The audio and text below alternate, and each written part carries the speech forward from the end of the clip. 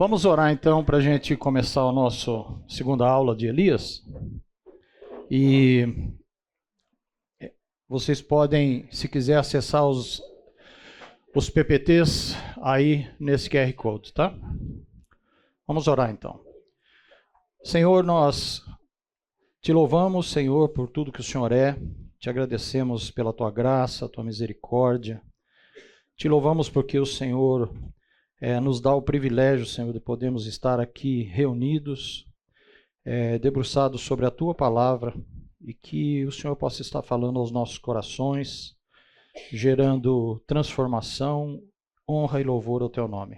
Em nome de Jesus. Amém. Muito bem. Então, 9h30. Cadê o sinal? Vamos começar sem o sinal de novo. Muito bem. Então, na semana passada, nós vimos esse texto de 1 Reis 17, de 1 a 6, e nós vimos sobre os eventos, o contexto social que havia naquele momento, vimos sobre a história e a divisão dos reinos depois do reinado de Salomão. Depois vimos o contexto espiritual de Israel, onde todos os reis eram reis que não fizeram aquilo que o Senhor aprova, né? E a nação toda acompanhando esses reis, né? E chegamos até o rei Acabe, que era o 7º rei desde Jeroboão, que foi o primeiro rei de Israel. Estamos lá no Israel, Reino do Norte, tá certo? Muito bem, aí vimos sobre o rei Acabe, que ele foi o pior de todos até agora, né? Ele conseguiu ser pior que o pai dele, apesar do nome dele ser igual ao pai, né? E ele se casou com a Jezabel, que era filha de Etbaal, rei dos Sidônios, um local onde havia adoração a Baal, e ela introduz isso dentro do contexto do reino de Israel. Depois nós vemos sobre Elias, que apareceu subitamente na história. Vimos que Elias, o nome Elias significa Jeová é Deus, ou Yahvé é Deus. E a origem de Elias era uma origem não muito conhecida. Ele veio de Tisbe, da região de Gileade. A região de Gileade, vocês devem lembrar da história, depois que Josué entrou na Terra Prometida, 3 tribos optaram em ficar do lado leste do Jordão. Então, foi a tribo de Ruben, de Gade e Manassés. Então, essas tribos foram as tribos que, vamos dizer assim, encheram toda essa área aí, que é considerada também a região da Cisjordânia. Muito bem, então Elias chega subitamente e leva uma profecia ao rei Acabe, né, dizendo assim: sua economia acabou, não vai chover enquanto eu não disser que vai. E imediatamente Deus tira Elias desse contexto e leva para Querite, onde ele inicia um treinamento com Elias. É muito importante a gente ter essa visão de como Deus está trabalhando na vida de Elias para prepará-lo para os eventos futuros, né?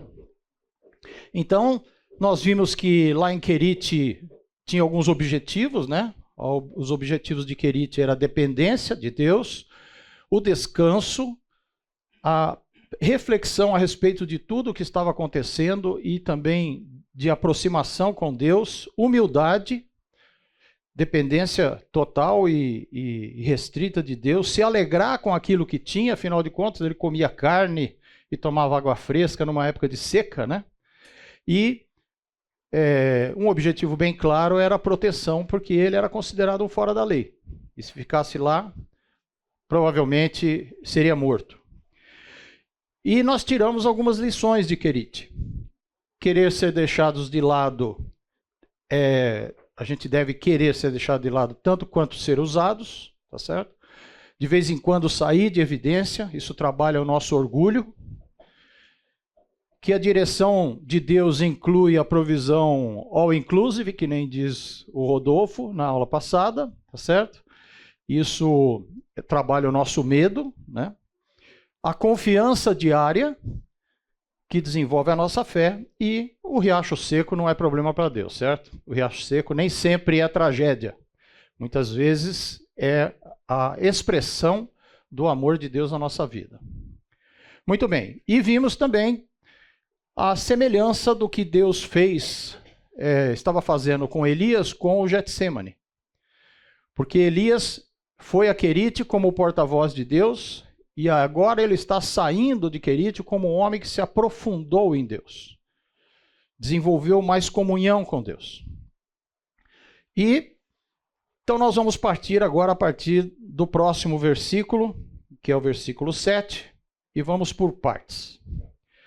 Algum tempo depois, o riacho secou-se por falta de chuva.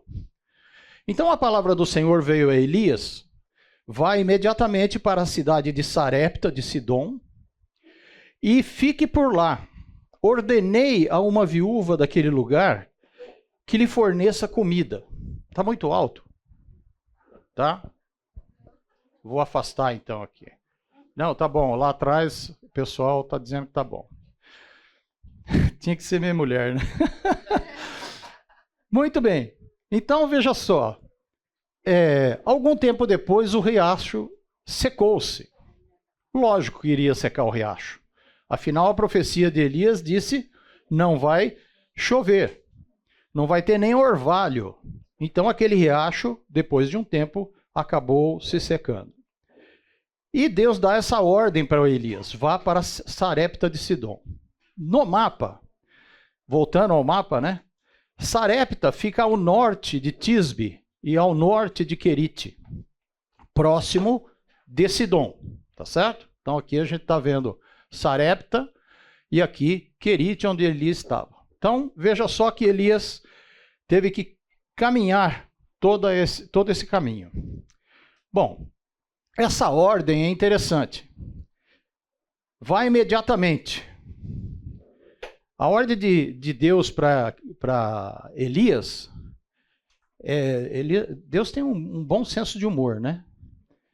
Vá para Sarepta. Mas Sarepta fica onde mesmo? Pertinho de Sidom. Quem nasceu em Sidom? Jezabel. O Senhor está mandando Elias a pé 150 quilômetros até a cidade próxima de onde é a terra de Jezabel, onde o pai dela é o rei. É isso mesmo? É isso mesmo. Levante-se e fique por lá. Não é só passar por lá. Fique por lá. Tem algumas versões que dizem: demora-te ali. Então, como eu disse, são 150 quilômetros aproximadamente. Se Elias andasse rápido, ele andaria aí a uns 5 quilômetros por hora, né? Isso significa que ele demoraria cerca de 30 horas para chegar até lá, sem parar. Mas é lógico que ele deve ter dado uma paradinha ou outra para descansar, né? Porque ninguém anda 30 horas direto assim, né? Só alguns malucos, né? E o que acontece? Elias estava passando por aqueles 150 quilômetros. Como é que estava a terra? Seca. E qual a paisagem que Elias está vendo no seu caminho? Fruto da profecia, né? Seca, carcaça de animais, às vezes até pessoas, ao longo do caminho. E durante esse trajeto, ele percorrendo toda essa terra seca e árida, tinha um agravante. Ele estava caminhando num lugar onde ele era considerado o quê? Um criminoso. Um fora da lei. Muito bem. Sarepta de Sidom, então, como eu disse, é a terra de Jezabel, de Etbaal, é a terra de adoração a Baal, e ele foi convocado para ser sustentado por uma viúva. O que significa isso no contexto israelita cultural da época? O que vocês acham? Como? Chega não, né? É uma humilhação para Elias. Por quê? Porque a viúva era considerada, junto com os órfãos, a pessoa mais necessitada da sociedade. E você ser chamado para ser sustentado por uma pessoa necessitada, isso realmente trabalhou muito a humildade de Elias. Pior que a viúva. E a gente vai ver para frente que a situação estava ruim mesmo, né? Então, Sarepta, o nome Sarepta significa crisol. O que é o crisol? Também conhecido como cadinho. O cadinho, ele é um copo feito de algumas substâncias que resistem a alta temperatura. O significado da palavra sarepta é refinar, fundir ou purificar. Então, o cadinho são esses copinhos, não é isso? Onde você coloca o metal derretido para informá-lo, para fazer alguns objetos, etc. e tal. Então, o cadinho geralmente ele é feito de material refratário de altíssima resistência térmica, que pode ser argila, algumas cerâmicas especiais como alúmina e zircônia, carbeto de silício e grafite. E é usado para a fundição de metais, né? E esse termo crisol, quando você quer se referir a um material extremamente puro, você diz que ele é um metal acrisolado. Em metalurgia, isso significa maior pureza. Certo? Muito bem. Então, Elias foi. Quando chegou à porta da cidade, encontrou uma viúva que estava colhendo gravetos. Ele chamou e perguntou: pode me trazer um pouco de água numa jarra para eu beber? Enquanto ela ia buscar água, ele gritou: por favor, traga também um pedaço de pão. É interessante que, quando a gente olha para esse texto, a gente tem que entender aqueles 150 quilômetros que Elias andou. Lógico, Elias estava com sede e faminto. 30 horas caminhando ou mais. Então, ele chega e pede o auxílio à viúva, né? E as viúvas eram reconhecidas, assim, olhava, você sabia que era uma viúva, pelas roupas, pelo o aspecto, né, cultural. Então, veja só, a gente tem que pensar aqui na expectativa de Elias. Então, o que Deus tinha dito para Elias? Ó, você sai e vai para Sarepta, e lá eu já ordenei a uma viúva que sustente você.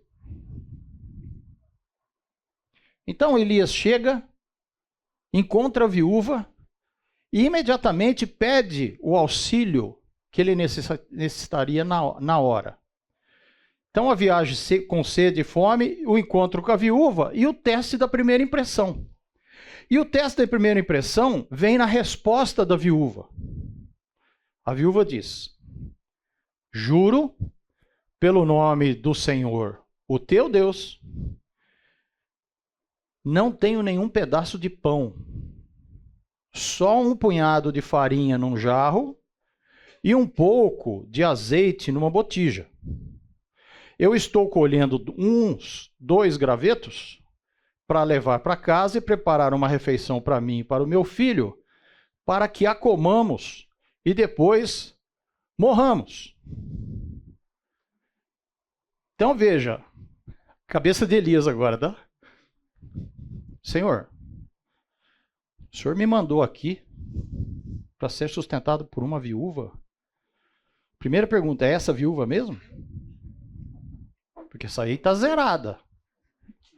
Essa está zerada. Eu vou ter que ajudar a viúva. Né? Segundo, qual a expectativa da viúva? Vamos? Um de cada vez. Última refeição. Essa talvez seja a nossa última refeição, porque nós não temos mais esperança, expectativa. É um encontro ímpar, fala a verdade. Um encontro ímpar, porque é um indivíduo que foi para ser sustentado por uma viúva que está zerada. Mas existe algo aqui que mostra muito o coração de Elias. De onde ele veio mesmo? De onde ele estava vindo? De Querite. O que aconteceu em Querite com Elias? Ele se aprofundou no seu relacionamento com Deus. E agora, ele chega diante de uma situação que pode haver algum questionamento. Senhor, é essa mesmo ou vou ter que procurar outra viúva? Certo? Muito bem. Então, Elias é confrontado com os testes das impossibilidades. Ou seja, se for depender dessa viúva aí, nós vamos ter problema. Porque ela está zerada. Mas Elias olha além da circunstância. Por quê? Porque Deus tinha dito. E nós temos um problema sério com isso. A gente lê na palavra algo que Deus afirma. E aí chega nessa hora e fala assim, não, mas acho que não vai dar certo. Se você estivesse no lugar de Elias, você ia chegar na frente dessa viúva, você ia fazer o quê? Fala assim, ô dona, tem outra viúva aqui? Luiz, no verso 9, Deus diz assim para Elias, ordenei ali a uma viúva que te providencie o sustento. Então, quando ele procura a viúva, assim, deve ser essa, porque... Isso. Por isso que ele olha além das possibilidades, né?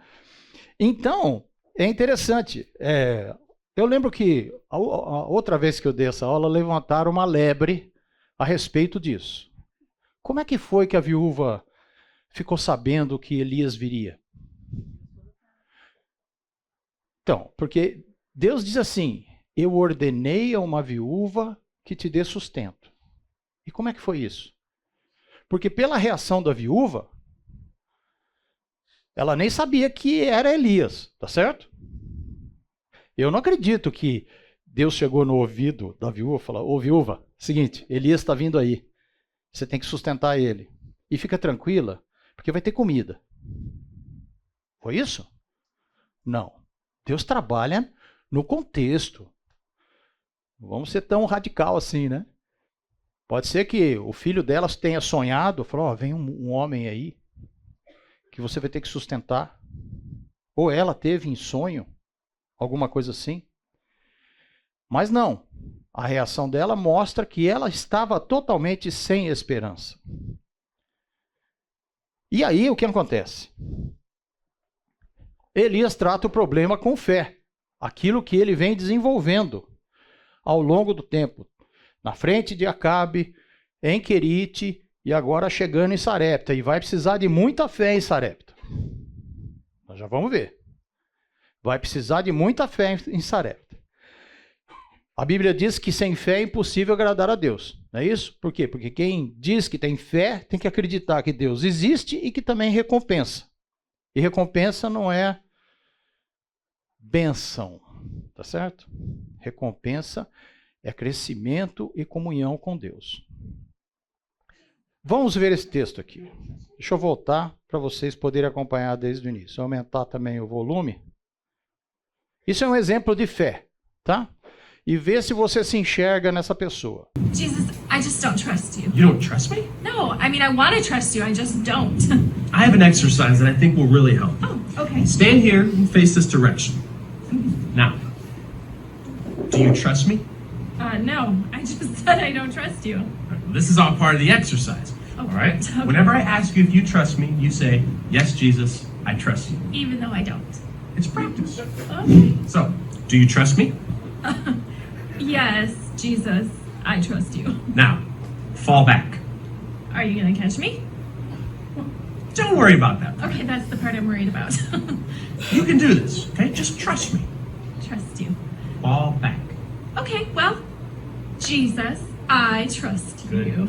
Yes, I do trust you. I'm gonna fall Okay. back. Woo! Okay. That's great. Let's try this again. Just face this direction and keep your feet planted. All right? Do you trust me? Yes, Jesus, I trust you. Now, fall back. Okay, I'm gonna do it. All right. I'm really gonna do it. Good. Oh, Jesus, you're really good! I didn't think you were gonna get me, but you did! Oh, that was great! That was great! You're ready for level 2. Level 2, here I come, baby! Woo! Woo! Okay, hold it. Oh, you know what? You're too close. You need to move back. Ah, right. Okay. This one's a little bit different. Oh, okay. Stand here, Uh-huh. but face me.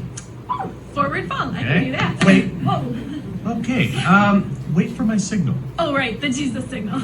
Yes, the Jesus signal. Do you trust me? Yes, Jesus, I trust you so much. Good. Fall back. That's awesome. It is awesome, especially when you do it. Seriously? Of course. Okay, Jesus, I don't know if you noticed this, but there is nobody over there. I know it looks that way to you. It looks that way. It is that way. You can do this, Laura. Just trust me and fall back. Jesus, I can't do that. We can do it together. I can't. You can. I won't.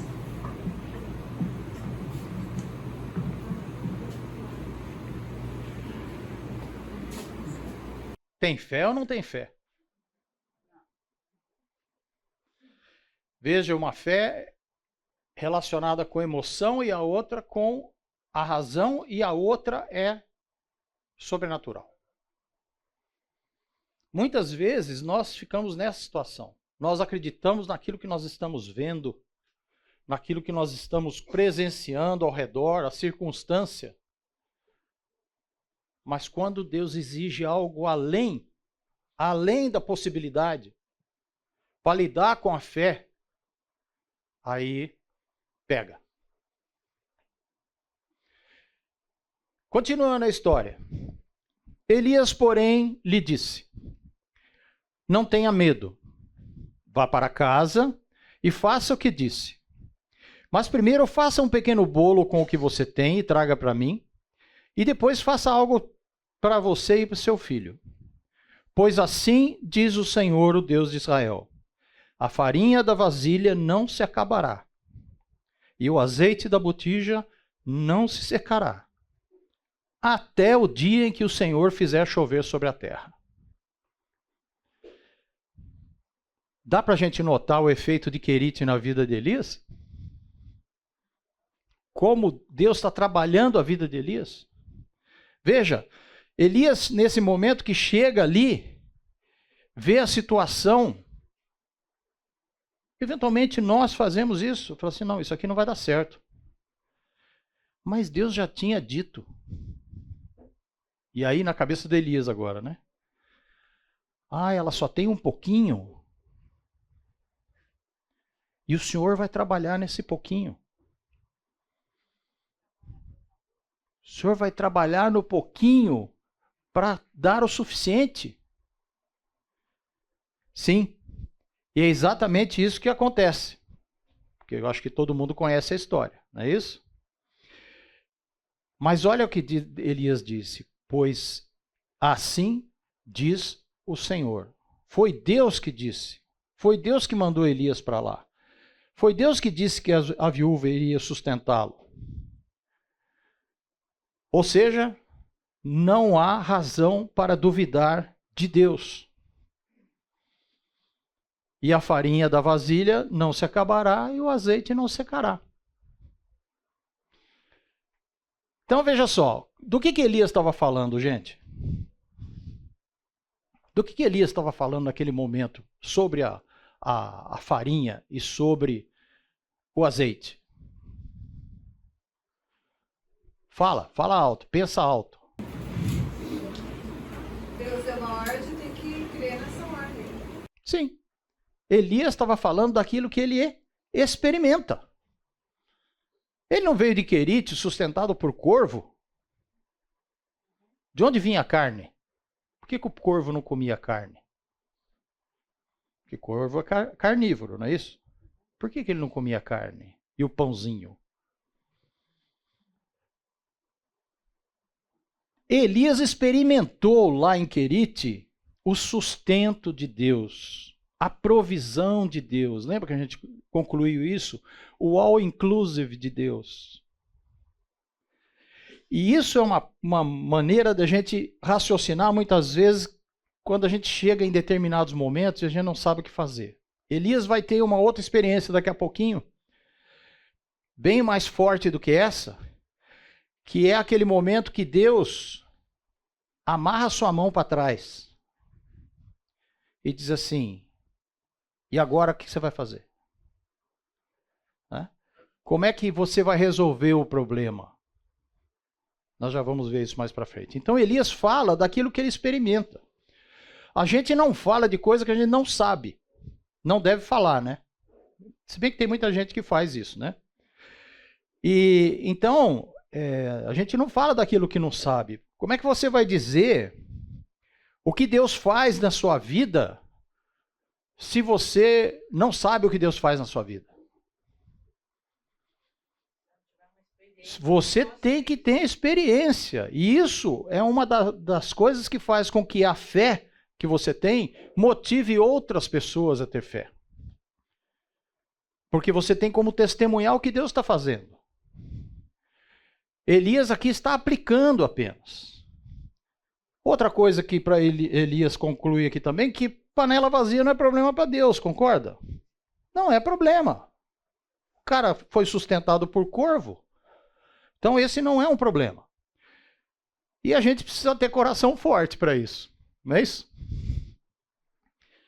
Quantas e quantas vezes você chegou diante de uma situação e que você teve a oportunidade de exercitar a sua fé e você optou em falar, acho melhor não.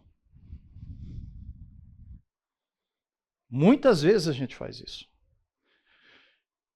Bom, e vamos lá. Ela foi e fez conforme Elias lhe dissera. E aconteceu que a comida durou todos os dias para Elias e para a mulher e sua família. Pois a farinha da vasilha não se acabou e o azeite da botija não se secou, conforme a palavra do Senhor proferida por Elias. Conforme a palavra do Senhor. Então, a gente olhando essa situação, muitas vezes a gente tem uma dificuldade muito grande de sair do racional para as coisas de Deus. Por exemplo, vou dar um exemplo prático. Você tinha lá um cargo, um emprego, alguma coisa assim, e de repente você descobre que o seu trabalho está sendo usado de maneira imprópria, ilegal, imoral, para defender interesses pessoais. E que se você fosse começar aquele dia, você não aceitaria o emprego. Mas você já está no emprego. Dinheirinho vem todo mês, vai no caixa. E aí você tem que tomar uma decisão. A decisão é, eu continuo trabalhando aqui, sabendo de tudo isso, ou eu caio fora? Já tiveram essa experiência? Eu já tive. Eu tive que tomar uma decisão várias vezes, foram 3 vezes. Até agora, coisa séria, assim, relacionada a trabalho. Eu tive que tomar a decisão. Ou eu fico trabalhando nesse esquema, ou eu saio. Mas se eu sair, e aí? Din-din não entra. Pois é. Quem manda o din-din? Deus manda o din-din. E ele vai honrar se você o honrá-lo. Cai fora do emprego, cai fora da função, abandona aquilo, começa em outro lugar, faz outra coisa. A gente tem essa dificuldade. Por quê? Porque a gente tem que pagar conta, um monte de boleto que chega, não sei o quê, papapá. Mas e daí? O que você está fazendo? Agrada o coração de Deus? É da vontade de Deus? Ou você está fazendo um negócio assim, mais ou menos, né? Obscuro. Então, Deus prometeu a Elias que ele seria sustentado pela viúva. A viúva, num ato de fé também, foi e usou o que tinha. Porque ela não tinha quase nada, ela usou o que tinha. E eu fico imaginando essa viúva ao longo do tempo que Elias ficou lá, porque Elias deve ter ficado lá um bom tempo. A palavra diz, demora-te ali. Fique por lá. E aí todo dia a viúva passava assim, olhava o pote assim e falava assim, cara, essa farinha não acaba. Esse Deus deve ser bom mesmo, hein? O azeite está ali, ó. E todo dia fazendo bolinho. E estava lá um negócio. Então veja só. O que Elias está mostrando aqui para a gente com a atitude dele? E o que a palavra de Deus está mostrando aqui? Que a obediência, que é o que Deus quer da gente, o Senhor quer obediência, submissão. A obediência do homem mais a fidelidade de Deus gera o milagre. E esse milagre que a gente vê, nada mais é do que o cumprimento do que Deus já havia dito. A viúva vai te sustentar. E fique tranquilo, não vai acabar o azeite, não vai acabar nada. Olhar além da possibilidade, olhar com fé, baseado naquilo que Deus diz. Olhe com fé, baseado naquilo que Deus diz. É aqui, ó. Deus diz. Isso aqui é a revelação de Deus para nós. Tome a decisão. Bom, o que nós podemos tirar de lição aqui para a gente terminar essa primeira fase? Primeiro, que a orientação de Deus é sempre surpreendente, né? Deus de vez em quando coloca algumas coisas que são, assim, a gente não tem como analisar isso. Deus fala algo, ou Deus nos revela algo através da sua palavra e não tem como analisar. Não adulterarás. Não tem argumentação com isso. Não matarás. Não tem argumentação. Ah, mas e se? Não. O que Deus está falando é objetivo. Ame o teu Deus acima de tudo. A gente é que complica, né? Cuidado com a primeira impressão. Nem sempre a coisa que parece feia é, né? Elias chegou ali, a mulher colhendo o graveto dizendo que ia morrer. Ele falou, bom, senhor, vou ter que esperar ela morrer para achar outra viúva? Né? Não. Então, na maioria das vezes é um teste e a gente não deve desistir. O cumprimento da promessa depende da obediência também, não só da ação de Deus. Muitas vezes a gente fica parado esperando Deus fazer. Mas Deus está falando para você, mas você tem que fazer isso aqui. Ande nesse caminho aqui. Deixa o resto comigo. O resultado é meu, não é seu. E as provisões de Deus são justas, né? Nunca deixe de ter um coração grato. Você fala, mas eles comeram bolinho o tempo todo. Quanto tempo Elias ficou ali comendo bolinho?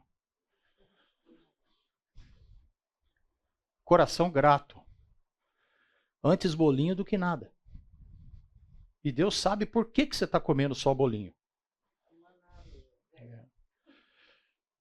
Mas, então é o seguinte, lá atrás, Não tem só bolinho, né? Deve ter biscoito, tá? Então vamos fazer um intervalo e a gente já volta. Vamos seguir então com o texto. A partir do versículo 17 agora. Algum tempo depois, o filho da mulher, dona da casa, ficou doente. Foi piorando e finalmente parou de respirar. E a mulher reclamou a Elias: que foi que eu te fiz, ó homem de Deus? Vieste para me lembrar-me do meu pecado e matar o meu filho?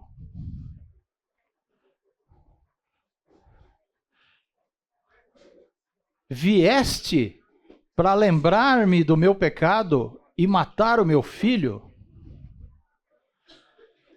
Essa reação da viúva, como é que vocês entendem isso? Lembra do que é ser viúva no contexto? Quem cuida da viúva? Pela lei, o filho cuida, sustenta a viúva. E agora o filho da viúva morre.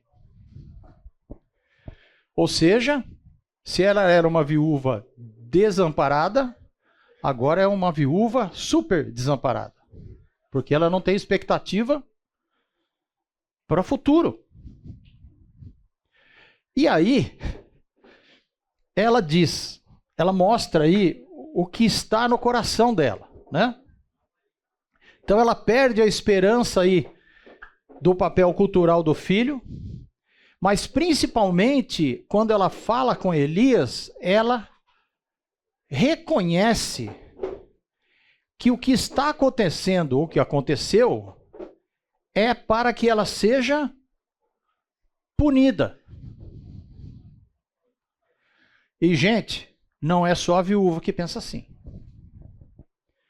Muitas pessoas acham que quando vem a dificuldade, a provação, a perda, Deus está querendo punir. E, gente, isso não tem nada a ver.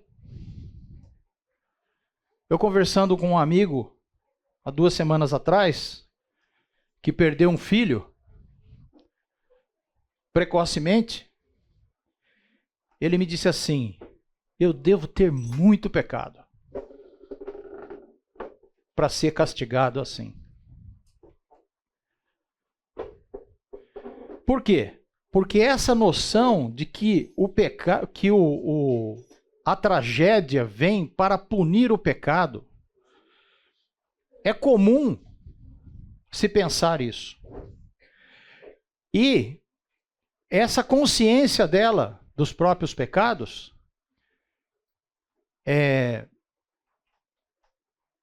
nesse momento é como se Deus tivesse dado um tapa na cabeça dela. Acorda. E aí ela reconhece o pecado. Mas ela era uma viúva desamparada, humilde, uma ilustre desconhecida no contexto. Isso é uma coisa que nós precisamos tomar cuidado. A prova, a dificuldade, a adversidade não é punição, gente. Tudo está dentro do plano soberano de Deus. Tudo. Inclusive as suas lutas, inclusive as suas dificuldades, inclusive suas perdas. Agora, a viúva coloca a culpa em alguém, né? Isso vem desde lá do Éden, né? Um culpa o outro pelo que está acontecendo. E esquece que Deus, o que Deus tinha feito já, sustentando eles durante esse tempo, e que eles estavam vivos até agora justamente por causa da graça de Deus. E um grande dilema. Elias obedece a Deus e agora o filho da viúva morre. Situação difícil, né? Mas o texto diz assim: Dê-me o seu filho, respondeu Elias. O que era pegar ou encostar num defunto no contexto? Ficava impuro. Elias quebrou um paradigma aqui, né? Assim como Jesus também quebrou esse paradigma com muitos. Ele apanhou nos braços dela, e interessante, ela entregou. Levou-o para o quarto de cima, onde estava hospedado, e o pôs em cima da cama. Então clamou ao Senhor: ó Senhor meu Deus, trouxeste também desgraça sobre esta viúva, com quem eu estou hospedado, fazendo morrer o seu filho? Olha a pergunta de Elias. Você fala: Elias, você está questionando a Deus? Está. Não questionando para ser desobediente ou ser contrário, mas para entender o que está acontecendo. Muitas vezes a gente tem que fazer isso antes de se desesperar com o evento. Entenda o que Deus está querendo fazer com você. Isso é muito importante. Mas eu fico pensando na cabeça de Elias, né? Oh, o senhor me manda aqui agora, ó, moleque morre. Será que foi por causa dos bolinhos? Só comeu bolinho? Passou mal? Teve intolerância a glúten? Hoje seria assim, né? Não, a culpa é do glúten e tal. Não. Elias diz assim: me dá o seu filho. Então Elias não perdeu a linha, ele não questionou a mulher. Ele simplesmente, ele não brigou com ela, falou: não, a culpa não é minha. Não, ele falou: me dá seu filho.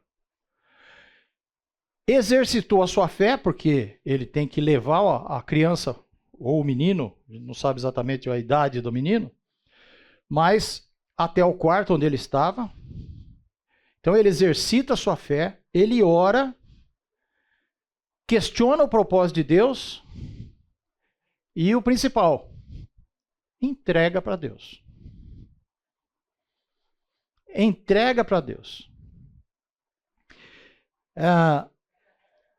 Eu comentei agora há pouco a respeito desse versículo aqui com a pessoa que estava conversando comigo. Mateus 6,6 diz para você entrar no seu quarto, quando você for orar, fecha a porta, e em secreto você coloca diante de Deus, e Ele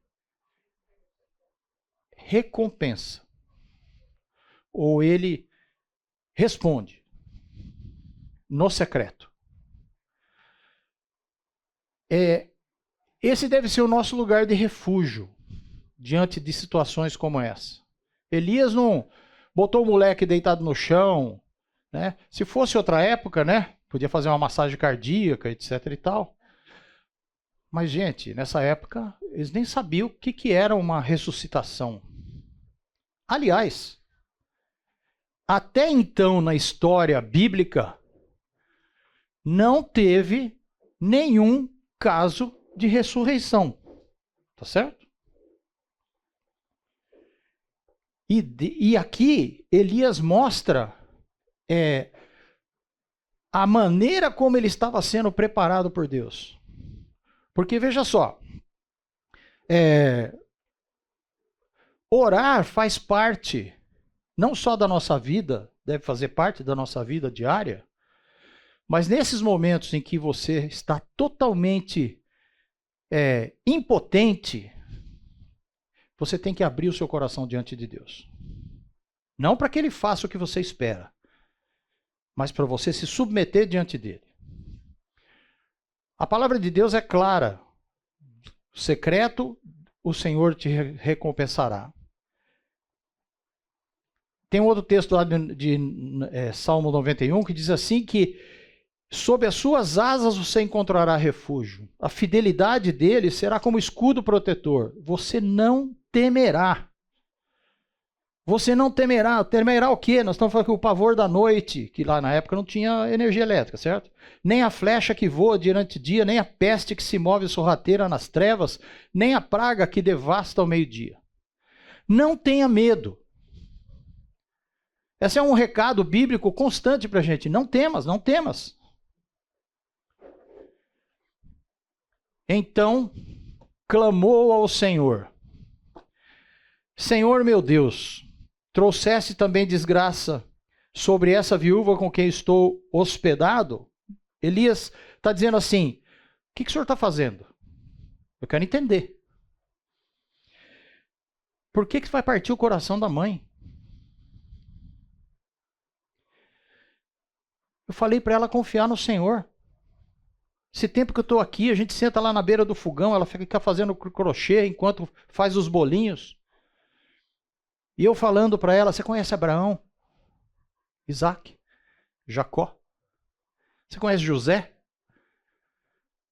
Você conhece a história? Josué? Confie no Senhor. Ele vai sustentar você. Ele vai cuidar de você. Você acha que Elias não gastou tempo com essa mulher lá? Falando de Deus para ela, que era o que estava no coração dele. Eu disse para ela confiar no Senhor. Então o que o Senhor quer nos ensinar a respeito disso? E como que eu resolvo a situação? Aquela hora que amarra a mão para trás e fala, bom, agora, o moleque morreu, certo?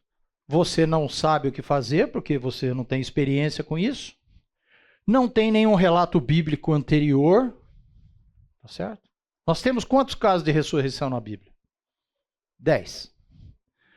Temos o filho da viúva, que é esse caso. Temos o filho da Sulamita, que é Eliseu. O morto que caiu dentro da cova do Eliseu. A cova devia estar aberta, né? Porque ele tocou nos ossos. Também ressuscitou. O filho da viúva de Naim. Não é viúva do Naim, tá certo? Naim é uma cidade. Filho da viúva de Naim. Que Jesus ressuscitou. A filha de Jairo, Lázaro, os mortos na morte de Jesus. Deve ter sido fantástico, né? Walking Dead.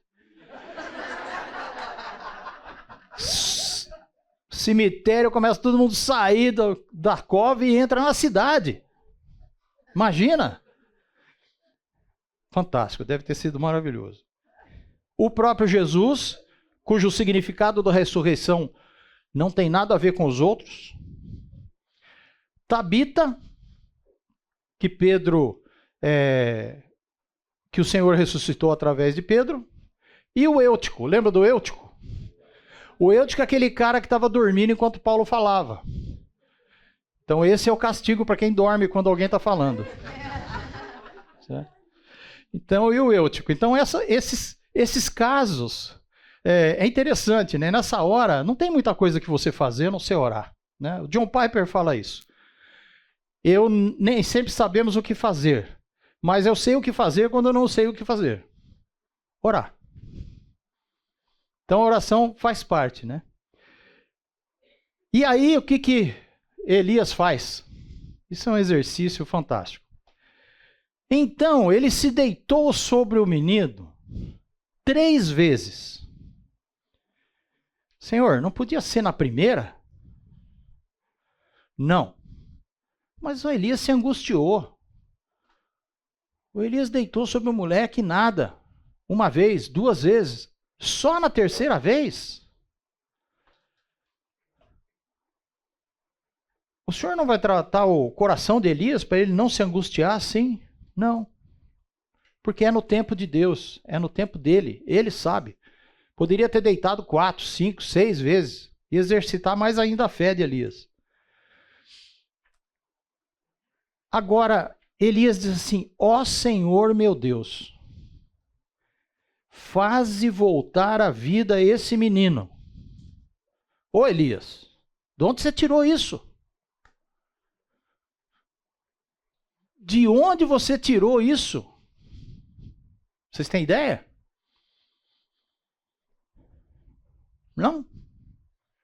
de Abraão. Porque apesar de não estar escrito antes, a tradição oral provavelmente passou isso para Elias, acho, também não sei porque não está escrito na Bíblia. Mas lá em Hebreus, quando fala sobre o momento em que Abraão foi sacrificar o seu filho Isaque, diz assim: Abraão levou em conta que Deus pode ressuscitar mortos e figuradamente recebeu Isaque de volta dentre os mortos. Legal, Elias. Legal. Deus pode ressuscitar os mortos. Então, agora é com o Senhor. Então o Senhor me enviou para cá, é sua vontade que eu esteja aqui, o Senhor tem cuidado de mim, da viúva também, o Senhor permitiu esse momento, então o Senhor tem um propósito nisso.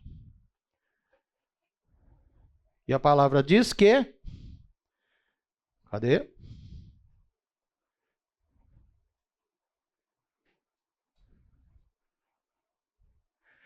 O Senhor ouviu o clamor de Elias e a vida voltou ao menino e ele viveu.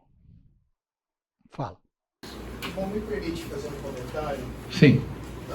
É interessante que no momento em que Elias questiona Deus a respeito da morte do menino, lendo o texto, dá a impressão de que Elias está quase dando uma bronca em Deus, né? Ô senhor, o senhor pisou na bola, né? Tava tudo meio aqui, o senhor vai e mata o menino. Né? E dá a impressão assim, de uma certa revolta de Elias. Mas o que chama a atenção nesse comportamento é que Deus não castiga Elias por isso. Não. Deus entende a frustração de Elias e conduz ele para resolver o problema. Sim. O que me leva a uma interpretação de que Deus entende quando nós questionamos a Ele e entende na natureza humana como que nós nos frustramos e sofremos com os problemas que nós enfrentamos. Sim. Porém, eu tenho uma coisa a acrescentar aí no que você falou. Olha o texto. Então clamou ao Senhor: Ó Senhor meu Deus, trouxeste também desgraça sobre a viúva com quem estou hospedado, fazendo morrer o seu filho? A pergunta de Elias é um questionamento legítimo. Porque, exatamente, mas Elias queria o quê? Entender o propósito de Deus. E veja, gente, olha que situação. Coloque-se na sandália de Elias. Imagina, naquele momento, tudo o que tem sido feito, a maneira como Deus está trabalhando na vida de Elias. A maneira como ele está quebrando Elias para chegar nesse momento, desenvolver a fé de Elias, a coragem de Elias e, inclusive, lidar com as dúvidas de Elias. Deus é maravilhoso, Deus faz isso com a gente. Deus vai trabalhando na nossa vida e Ele vai, aperta daqui, aperta dali, para que você seja exatamente aquilo que Ele está pensando e que quer que você seja. Então, é um questionamento. Deus não se ira conosco porque a gente questiona, porque a pergunta, ela mostra, assim, o Senhor está trazendo juízo para a viúva? Será que o que ela falou é verdade? Que o Senhor está punindo pelos pecados? Mas, na verdade, o questionamento de Elias não é de rebeldia. Ele quer entender. Ele quer entender o que está acontecendo. Isso. Não é uma revolta. Não é. Muito bem. Então, voltando lá para o nosso texto.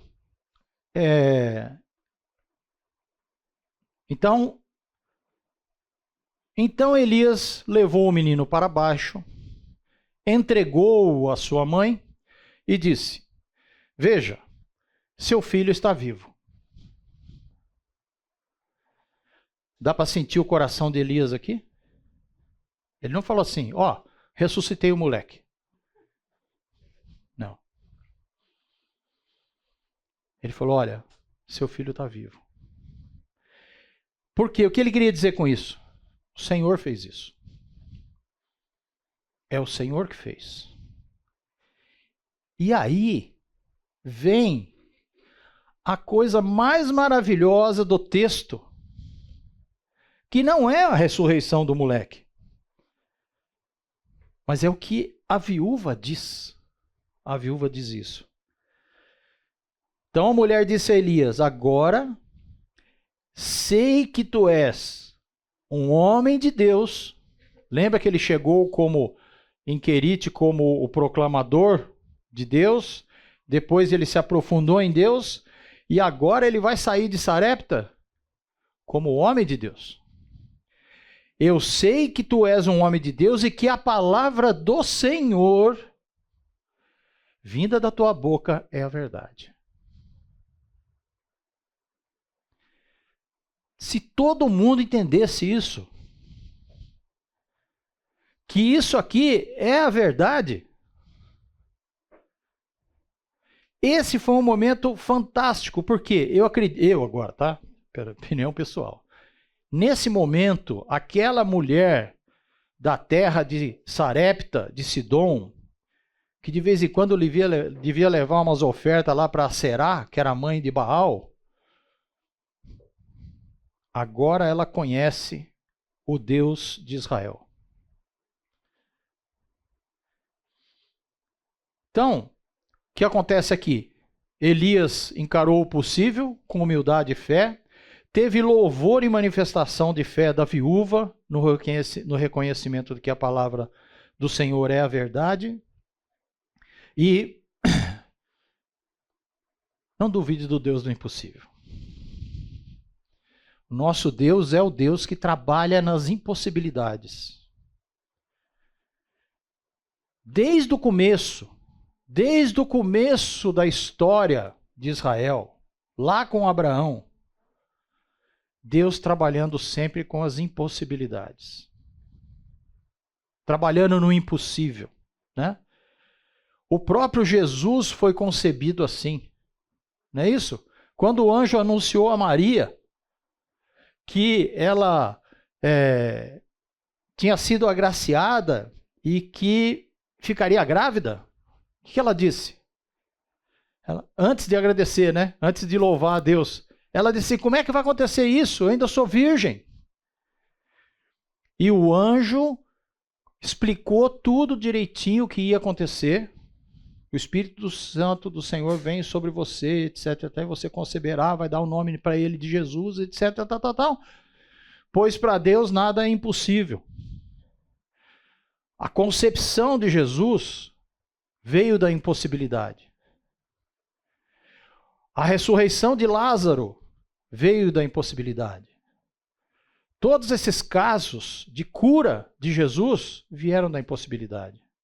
Jesus, quando curava, ele curava completamente, imediatamente. Não dependia de medicamento, dependia só da palavra. Por quê? Porque a palavra é a verdade. Quando Jesus disse, você está curado, está curado.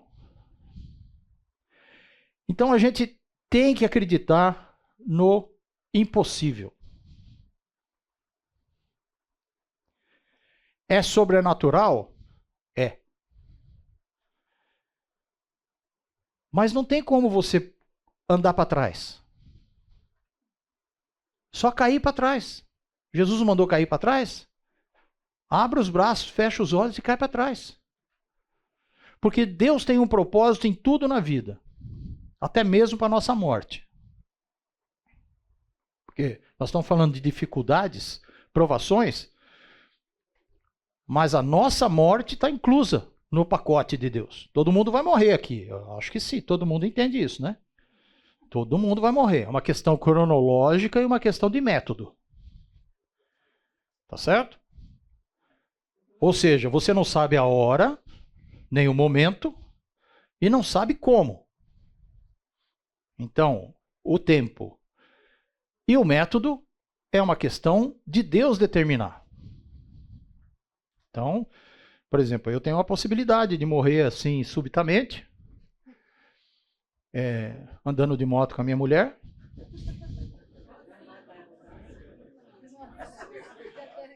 Uma vez ela perguntou assim para mim, mas esse negócio de morte súbita, porque a gente sempre faz um brinde, né, de vida de qualidade e morte súbita. Antes era vida longa de qualidade e morte súbita. Aí eu tirei o longa porque eu não sei se eu vou aguentar viver tanto tempo aqui nesse mundo. Então, vida de qualidade e morte súbita. Aí ela me perguntou, mas se a gente estiver na moto? Ué, morte súbita. Ela falou, mas e eu? Também. Também, morte súbita. Então, o método a gente não sabe. A gente não sabe. Tem gente que morre de acidente, tem gente que infarta. Pode ser que eu esteja andando de carro, um infarto fulminante, morra sentado em cima da moto e mate mais meia dúzia. Ah, mas Deus não está nisso? Tá. Lógico que está. Deus está no controle de todas as coisas. Ah, mas não é justo você ter um infarto e matar mais 6. Não, isso é a justiça de Deus, não é a minha. Né? Então, é uma questão de tempo. Nós todos vamos morrer. A nossa morte faz parte do plano de Deus. Então, ore para que quando você morrer, você esteja exatamente no centro da vontade de Deus e não fora dele. Que você tenha sido encontrado fiel. Porque faz parte do plano de Deus. E a gente vai apitar um dia, não tem jeito. Todo mundo tem prazo de validade. Muito bem. Então, algumas lições de Elias em Sarepta. A primeira lição, lembra que a gente falou lá que em Querite Deus tinha trabalhado a humildade? Agora ele pega mais pesado com Elias ainda. Por quê? Porque Elias agora tinha que se submeter a uma viúva desamparada. Cara, como isso é difícil. Como é difícil você aceitar ser sustentado ou ter a sua provisão vinda de fora. Por quê? Porque a gente tem que combater a nossa autossuficiência. Eu consigo. Eu trabalho. Eu invisto. Eu isso. Eu aquilo. Você não é nada. Você é pecador. Se Deus mandar um Aedes aegypti para você, você já era. Um vírusinho de Covid, daquele bem calibrado, já era.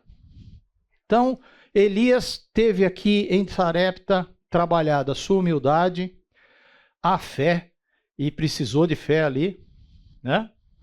Para ressuscitar esse moleque, precisou de fé. Coragem, pegar aquele moleque, levar lá para cima, deitar em cima do moleque e falar, Senhor, o que o senhor está fazendo? Precisa ter coragem para falar assim com Deus. É ou não é? A comunhão com Deus. Aquilo que ele começou lá em Querite, Deus continua trabalhando. A oração, que é um estilo, é estilo de vida você orar, e a serenidade no evento.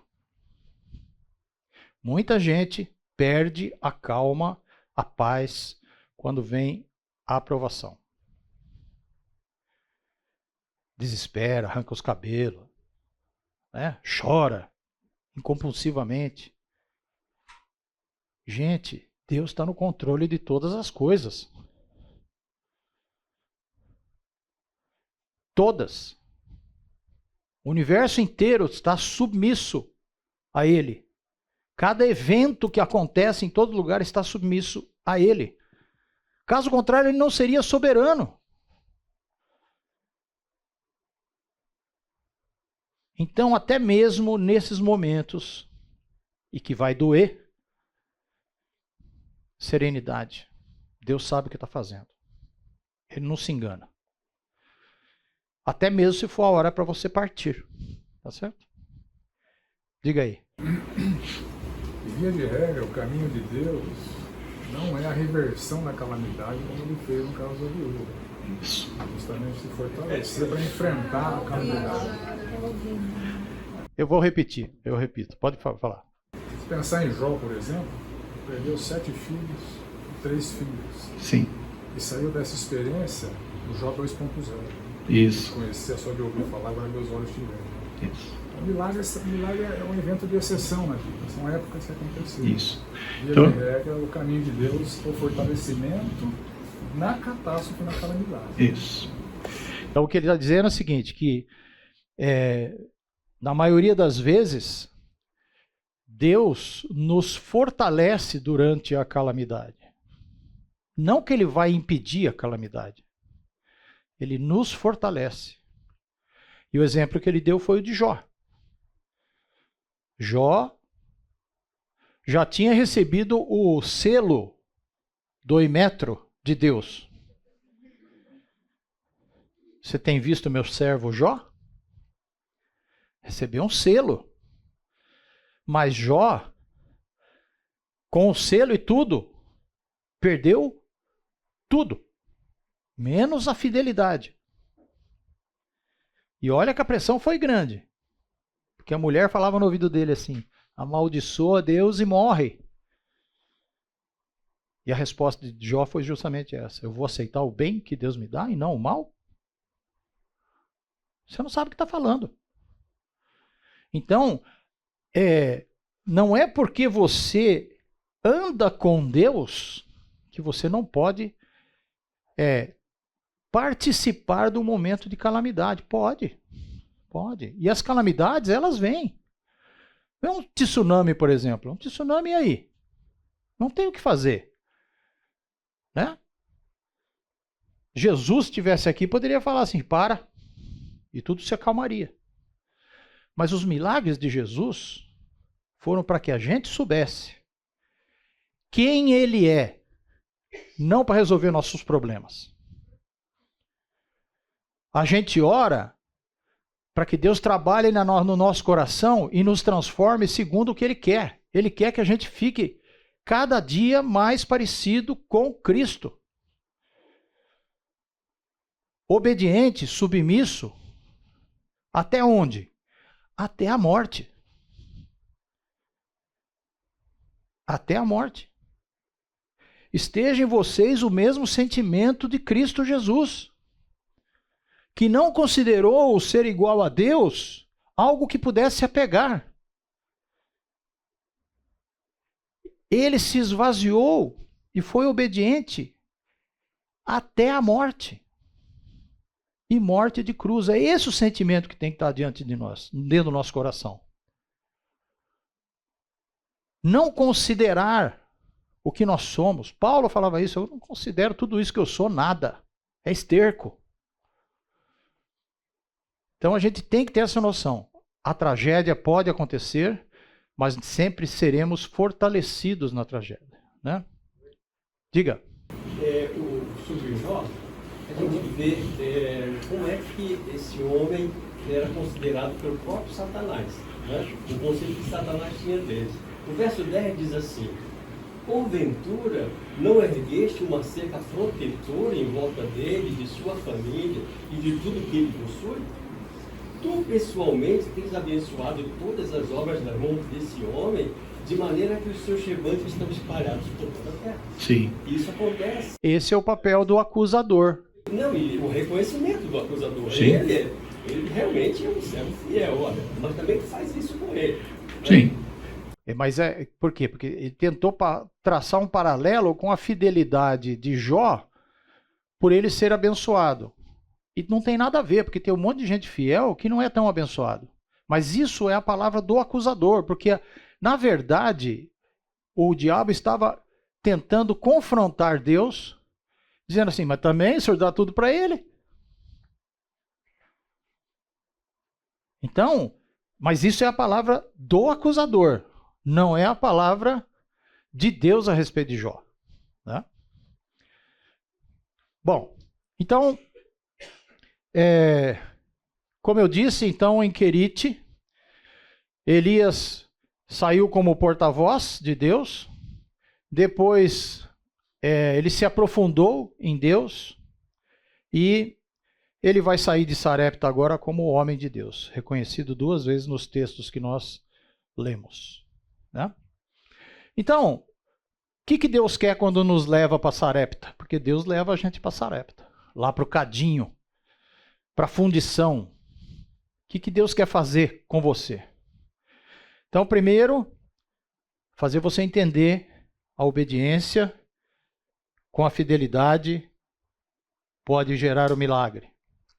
Exercitar sua fé, desenvolver coragem, serenidade nas provações, fique calmo. Mas está pegando fogo, fique calmo, você não é bombeiro. Certo? Orar, isso é fundamental, porque é quando o seu coração se derrama diante de Deus, e a comunhão, que na verdade é a qualidade do seu tempo com Deus.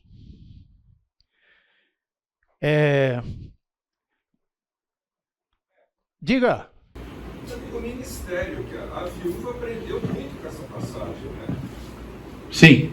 E me chama a atenção no caso da viúva, apesar da teologia errada dela, ao interpretar a morte do filho, mas ela tinha um coração que reconhecia o próprio pecado.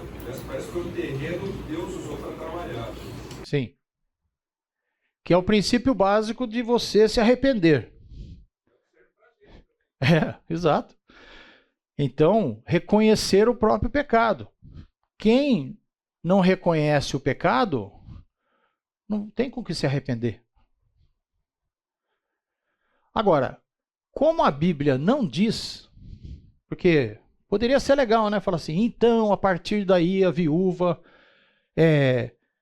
louvou o nome do Senhor e continuou seguindo os caminhos de Israel. Não diz. Mas aquela experiência certamente mostra, pelo pouco que está escrito, que ela reconheceu quem é o Senhor. Vocês lembram quando os espias de Josué saíram para entrar na terra, nesse lugar aí, perto de Querite, esses lados aí? Quando eles entraram na terra, eles foram para uma casa da Raabe, a prostituta. E a Raabe escondeu os caras, tal, que não sei o quê, porque o pessoal queria pegar, né? E aí, antes deles irem embora, os espias, o que ela disse? Olha só, veja que isso faz um paralelo com o que a viúva tinha de entendimento sobre o Senhor de Israel. Olha só. Antes dos espias se deitarem, Raabe subiu ao terraço e lhes disse: sei que o Senhor lhes deu essa terra. Ela não era judia, tá? Não era hebreia. Vocês nos causaram um medo terrível. Todos os habitantes dessa terra estão apavorados por causa de vocês. Pois temos ouvido como o Senhor secou as águas do Mar Vermelho perante vocês quando saíram do Egito, e o que vocês fizeram a leste do Jordão com Seom e Og, os 2 reis amorreus que vocês aniquilaram. Quando soubemos disso, o povo desanimou-se completamente, e por causa de vocês todos perderam a coragem, pois o Senhor, o seu Deus, é Deus em cima dos céus e embaixo na terra. Raabe já sabia quem era o Senhor. E a Raabe mostra uma fé fantástica, por quê? Porque ela reconheceu que o Senhor é o Senhor, Rei soberano, e que ela queria participar disso. Tanto que ela diz assim: jurem-me pelo Senhor que assim como eu fui bondosa com vocês, vocês também serão bondosos com a minha família. Deem um sinal seguro que pouparão a vida do meu pai, minha mãe, de meus irmãos e minhas irmãs, e de tudo que lhes pertence. Livrem-nos da morte. Da mesma forma que Raabe, essa viúva provavelmente ouviu falar do Senhor. Porque o povo da terra já sabia disso. E nós estamos num momento em que os reis já estavam lá dentro da nação. Então, a gente às vezes fica pensando assim, não, mas será que a viúva se converteu? Provavelmente. Não havia noção de conversão nessa época. Mas ela conheceu o verdadeiro Deus através de Elias e através do evento que aconteceu. Então, é muito importante aí a gente zelar por isso e zelar pela nossa comunhão com Deus. Certo? O Martinho Lutero tem uma frase, e tem uma outra frase também que dizem que é dele, mas eu não tenho certeza, então não coloquei nada. São 3 frases interessantes que dizem assim, ó: eu tenho tanto trabalho para fazer hoje que preciso passar as 3 primeiras horas em oração. Ou seja, antes de eu sair para o trabalho e tomar as minhas decisões, eu preciso estar em oração. E Martinho Lutero diz assim: atualmente eu estou tão ocupado que não posso passar menos do que 4 horas por dia na presença de Deus. Ou seja, você fala, 4 horas? A gente tem período aí de 6 horas da manhã, depois mais 6 horas da tarde. 4 horas é um tempão, né? Então. É um tempão. Quanto tempo a gente gasta em oração? Na semana? No dia? No mês? O Billy Graham dizia assim, ó: tire um tempo do seu tempo para passar um tempo com o dono do tempo enquanto há tempo. Então, eu vou terminar a aula aqui. Eu vou passar um vídeo lá do Riacho de Querite. Inclusive, eu fui filmar lá o riacho e tal. Tá bonito lá agora, todos verdes. Mas eu queria que vocês, durante esse tempo do vídeo, olhando aquele riacho bonito do Querite, escutando a música, refletissem sobre isso. Quanto tempo nós gastamos em comunhão com Deus? A qualidade do nosso tempo com Deus. Seu Riacho de Querite, tá?